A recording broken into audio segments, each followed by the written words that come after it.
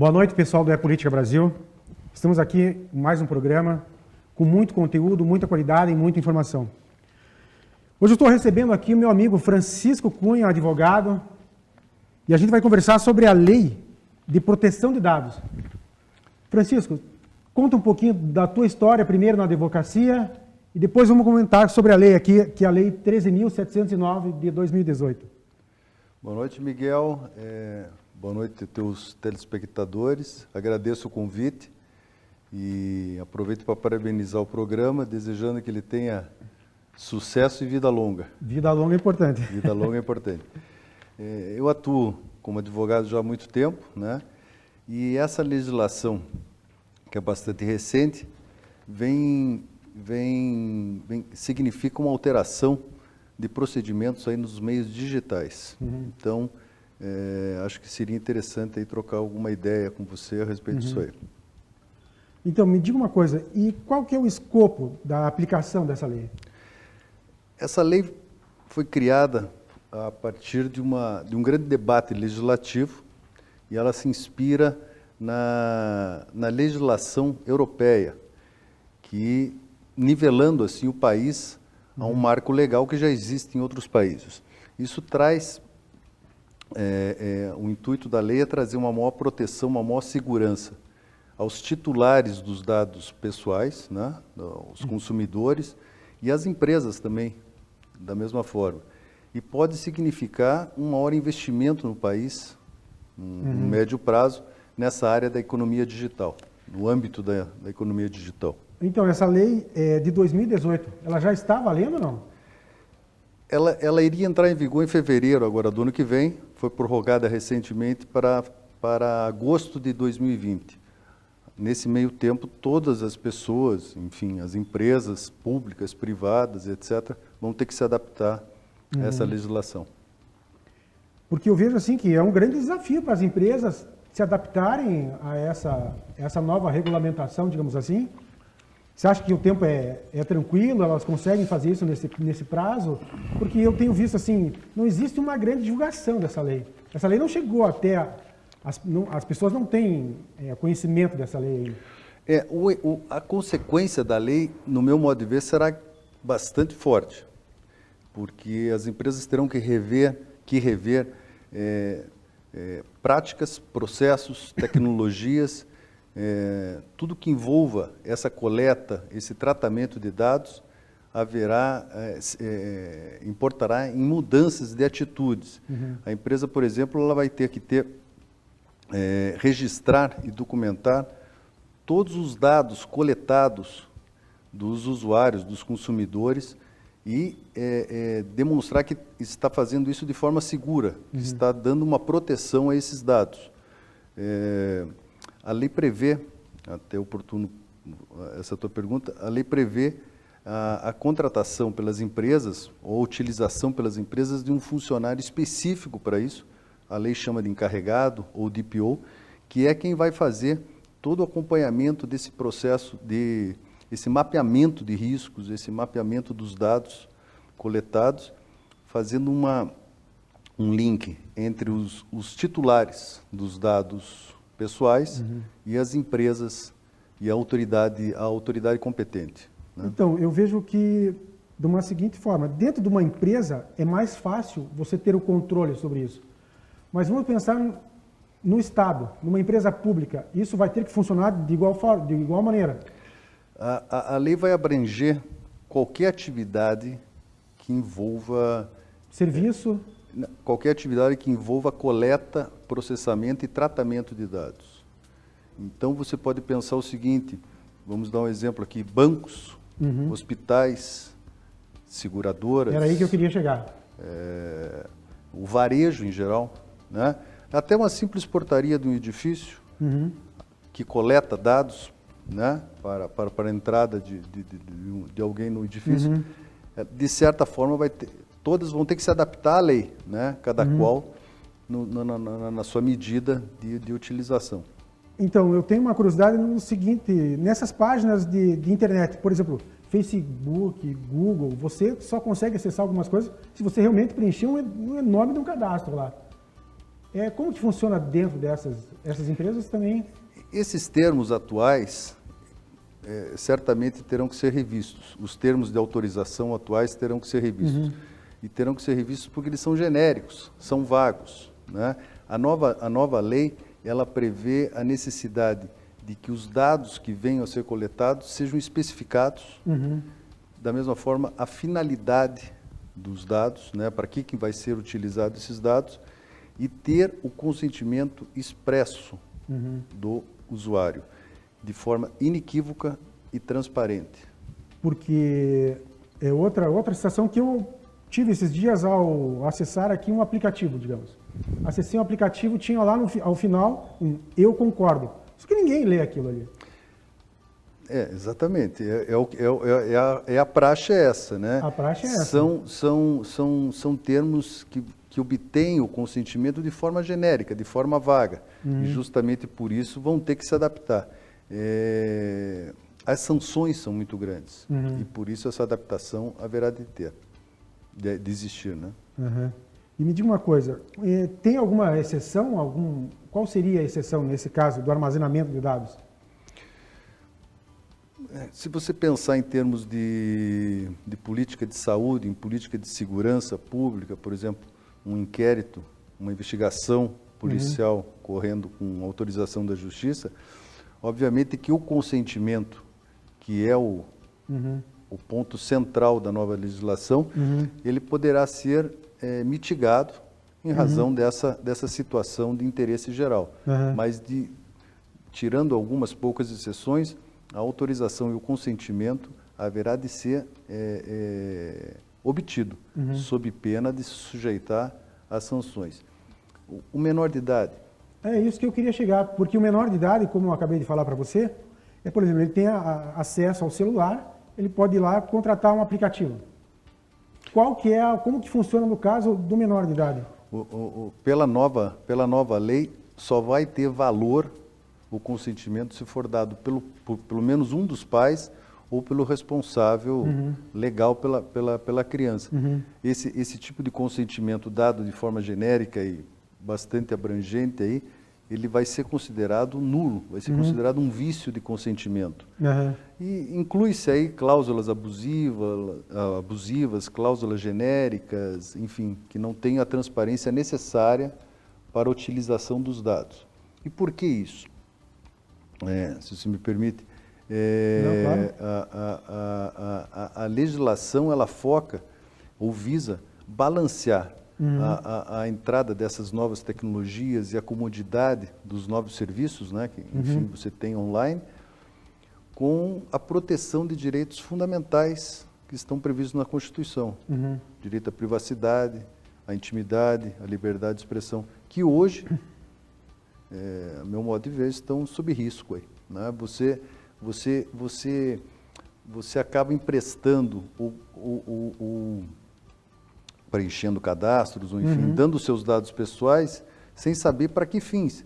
Então, serviços que aparentemente são gratuitos, né, eles são utilizados para outros fins. Entendi. São vendidos os seus dados. Justamente. Né? Teve um problema com o Facebook recentemente sobre isso. Né? O Facebook, que é gratuito, os dados eram vendidos para empresas que tinham interesse em comercializar, enfim, com você, etc. Então, nesse sentido, assim, está chegando o fim de spam, de telemarketing. Isso será proibido? Isso será ilegal, essa utilização de spam ou de telemarketing? Como que vai funcionar nesse caso? A autorização... Tem que ser expressa. Tem que ser expressa, né? A autorização tem que ser expressa. Então, no meu modo de ver, esses indesejados spams e ligações de telemarketing, elas tendem a se reduzir com o tempo, até porque o consumidor, o usuário, enfim, a pessoa titular desses dados, né, dos seus próprios dados, ela terá mecanismos bastante interessantes para fazer valer seus direitos, podendo inibir a utilização dos seus dados e mesmo buscar uma reparação por eventuais danos sofridos em razão dessa divulgação sem consentimento, sem autorização. E os órgãos competentes para que a pessoa busque essa reparação? Em geral, seria a justiça comum, pode ser até o juizado especial, mas também tem órgãos como o PROCON, o IDEC, e eu tive recentemente informações aí que o próprio Ministério Público, salvo engano, do Distrito Federal, ainda que sem a lei estar vigindo, já está tomando algumas providências aí nesse sentido aí de aplicação de penas, de comunicações e de reclamações contra empresas. Então, existe, eu acho que em grande parte dos estados, das nossas cidades, aí, a Delegacia de Crimes Cibernéticos. Também seria também um está local, inserido. Também está inserido, né? Seria para averiguação de um ilícito, né? Seria na parte criminal, também poderia ser utilizado, sim, né? Uma denúncia. E a forma de punição é a multa. A lei prevê desde sanções, como uma advertência à empresa, até mesmo a suspensão daquele banco de dados que teria violado a lei, como multas que podem chegar a 2% do faturamento da empresa, limitados a 50 milhões. Ou seja, é uma lei que a penalidade será bastante penosa para as empresas e que, se não estiverem atentas, vão estar sujeitas a isso. Principalmente, relembrando, caso não tenha o consentimento e autorização do usuário. Então, eu vejo que isso vai trazer um custo, com certeza, para as empresas. Porque ou a empresa vai ter que ter um funcionário responsável por manipular esses dados, por guardar o sigilo desses dados, né? Ou um núcleo dentro se for uma empresa como Google, como você mesmo falou, ou Facebook, e isso vai gerar um custo. E o custo não vai ser baixo. A meu ver, não vai ser baixo, porque além de ter o DPO ou o encarregado para tratar disso aí, ela vai ter que rever, como eu disse antes, todos os seus processos internos, né? Ela vai ter que adotar novas políticas de gestão, né, na questão da proteção e de armazenamento de dados, até um compliance interno, porque as informações vazadas, o chamado incidente de insegurança, ele vai gerar situações com aquelas penalidades mencionadas, sanções e multas, mas também, inclusive, uma divulgação na mídia. Isso está na lei. A autoridade competente pode trazer o fato, divulgar o fato na mídia. E como que está funcionando? Essa lei já existe em alguns países há algum tempo. E você tem acompanhado como está acontecendo essa lei, como está funcionando bem essa lei em outros países? Está funcionando, há aplicações de multas pesadas, tem alguns exemplos aí, por exemplo, a Uber. A Uber? A Uber teve um problema de vazamento e sofreu uma pesada multa, né? Salvo engano, pela lei americana. O próprio Facebook também, por vazamento, acho que ano passado, as ações do Facebook caíram muito em decorrência disso, né? A rede de hotéis Marriott também teve um vazamento gigantesco ano passado, de 500 mil dados pessoais foram vazados, e isso vai para empresas que têm interesse no comércio com essas pessoas, ou para um lado ruim. Seus dados, enfim, são dados sensíveis, muitas vezes, CPF, né, Estado Civil, enfim, vai ser utilizado de uma forma que você não sabe como isso quais são os efeitos que vão ser desencadeados a partir disso. Para a criminalidade, ter acesso a esses dados Exatamente. É uma festa. É uma festa. Ele vai ter dados sensíveis da pessoa, né? Nada obsta que a empresa tenha dados sensíveis do Miguel, desde que o Miguel autorize. E a empresa precisará, em todo e qualquer processo, comprovar e demonstrar que o Miguel consentiu, que o Miguel autorizou expressamente a utilização dos dados. Entendi. Francisco, eu quero que você deixe uma mensagem para a gente de, primeiro, o teu contato, para que as pessoas busquem o teu escritório, busquem o Francisco Cunha, para que venha esclarecer melhor essa nova lei, essa lei que deve entrar em vigor em agosto... Agosto de 2020. Agosto de 2020, a gente tem um tempo, então, para divulgar essa lei, para trabalhar, mas eu quero que você deixe uma mensagem para quem está assistindo a gente de como se preparar para essa nova lei, o que as pessoas, o que as empresas precisam fazer, o que o Estado precisa fazer. Eu diria que devem procurar conhecimento, devem procurar tomar conhecimento da lei ou procurar uma assessoria que possa lhes indicar alguns caminhos iniciais, que são vários passos, né? Porque a revisão interna vai ser muito grande.